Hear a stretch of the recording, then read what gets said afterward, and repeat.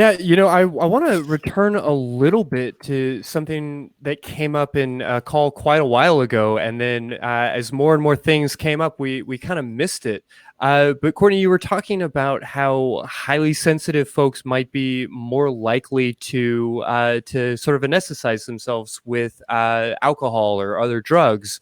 And, Mhm. as you were describing somebody who's like extroverted and highly sensitive, my mind immediately went to like a politician or something like that. And then I thought, actually, maybe the better metaphor is a waiter or a bartender, somebody who is incredibly in tune with the guests, and they're noticing all the little gestures. They're always sort of picking up on when it's time to fill a cup or when it's time to take an order or things like that.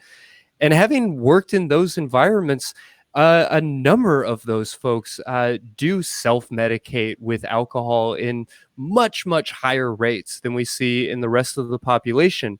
I'm curious if that's sort of the train of thought that you were leaning into, or if I have that right at all. Mm, yeah, I guess. I mean, it is definitely kind of the culture of, a restaurant, everybody hangs out together, they drink together. But I would say it's more of because of some certain chemicals in the brain that we're lacking.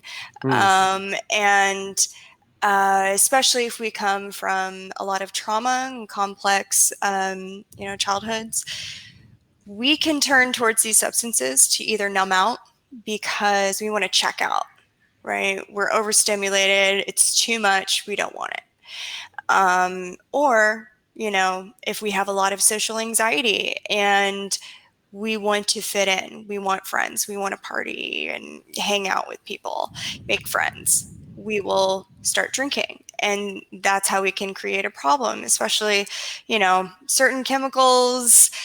Oh man, I've had my fair share.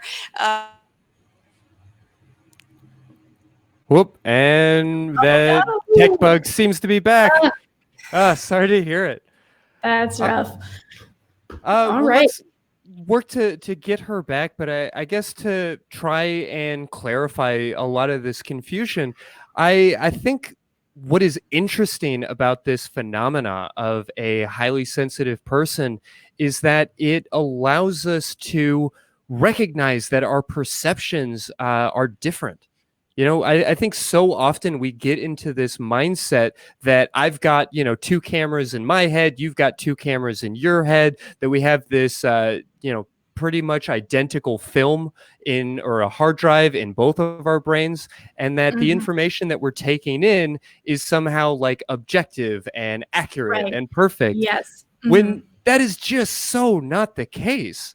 And I know for myself, like after leaving religion, I had, still those lingering doubts, like am I a fool to walk away from Jesus? Am I a fool to, risk the threat of eternal damnation?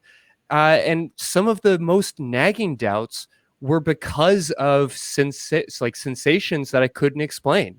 Moments where I fell under the spirit or felt like I had a vision or things like that. And I think getting into this perception and understanding how easily tricked we can be is a really important way to understand how we can be confused.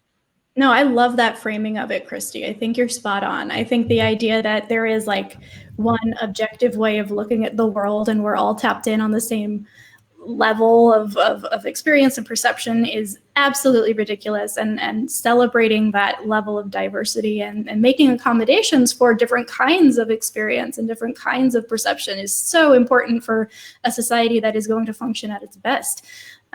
So yeah, I think also tying that in with the whole religious experience thing, and perhaps even unintentionally preying on people who are highly sensitive, and saying, oh, well, yes, that thing you're feeling, that's the Holy Spirit and it's compelling you to come back, right? Like they might not intentionally be preying on somebody for that reason, but that is the result. The result is, however this person is experiencing their own emotions and their own nervous system and the world around them is being used against them in a very very negative way. So yeah, I think framing it in that way is really important.